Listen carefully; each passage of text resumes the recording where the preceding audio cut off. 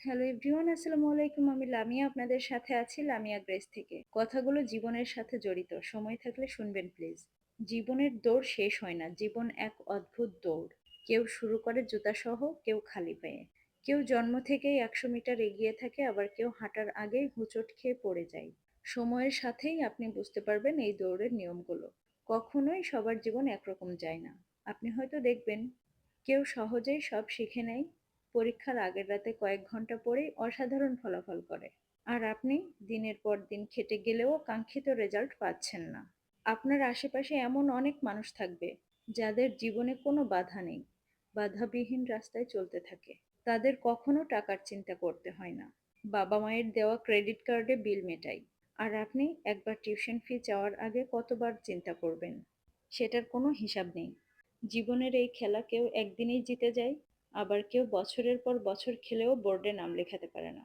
কেউ একটা স্টার্টআপ শুরু করে সাফল্যের চূড়ায় পৌঁছে যায়, আর কেউ 10টা উদ্যোগ নিয়ে ব্যর্থ হয়ে লোনের বোঝা টানতে টানতে হারিয়ে যায়। কখনো এমন হবে আপনি দেখবেন আপনার চেয়ে কম দক্ষ, কম পরিশ্রমী কেউ আপনার স্বপ্নের চাকরিটা পেয়ে গেছে। কারণ হয়তো তার রেফারেন্স ছিল, হয়তো ভাগ্য তার পক্ষে ছিল। এসব ভেবে হয়তো আপনার নিজের উপর রাগ হবে, জীবনকে অন্যায় মনে হবে। কিন্তু বাস্তবতা হলো, এই প্রতিযোগিতায় আপনি যদি শুধুই তুলনায় ব্যস্ত থাকেন, তাহলে ক্লান্তি ছাড়া আর কিছুই পাবেন না। এখানে কেউ একটি গাড়ির মালিক হওয়ার স্বপ্ন দেখে, আরেকজন সেই গাড়িটা বদলে আরো দামি কিছু চায়। বড় ফ্ল্যাটের মালিক হওয়া মানুষেরও স্বপ্ন থাকে আরো বড় কিছুর। তাহলে উপায় কি? উপায় হলো নিজের লেন ঠিক করা। এই দৌড় কারোর জন্য নয়, আপনার নিজের জন্য।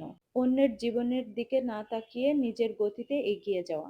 জীবন সবসময় ফেয়ার হবে না, কিন্তু আপনি নিজেকে প্রস্তুত করতে পারেন, সময়ের সাথে নিজেকে গড়ে তুলতে পারেন। কারণ সত্যিকারের জয়ী হওয়ার জন্য গন্তব্যে পৌঁছানোর দরকার নেই, দরকার শুধু এক পা করে সামনে এগিয়ে যাওয়া।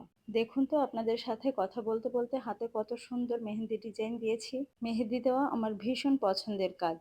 অনেকেই শুধু বিয়ে, ঈদ বা কোনো উৎসবের সময় মেহেদি দেন, কিন্তু আমি তেমন নই। আমার যখনই মনে ইচ্ছা করে তখনই হাতে মেহেদি দিয়ে ফেলি, কোনো কারণ ছাড়াই, শুধু নিজের মন ভালো রাখার জন্য।